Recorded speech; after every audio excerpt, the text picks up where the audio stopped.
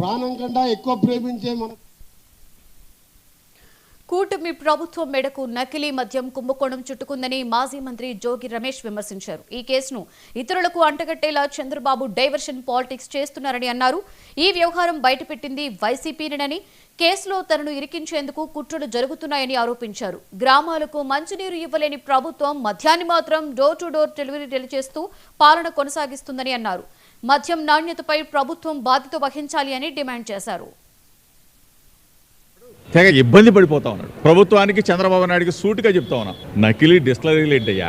ఈరోజు రాష్ట్రంలో ప్రజలందరూ కూడా బ్రాందీ షాపుల దగ్గరికి వెళ్ళి ఇది నిజమైందా, ఇది నకిలీదా, ఎట్లా ఇది నిజమైన మందా, లేకపోతే నకిలీ డిస్టిలరీలో తయారైందా, నకిలీ ఫ్యాక్టరీలో తయారైందా, ఇది లేకపోతే నారావారి సారానా అని చెప్పేసి అడుగుతున్న పరిస్థితులు. చంద్రబాబు నాయుడు ఏం చేయాలా?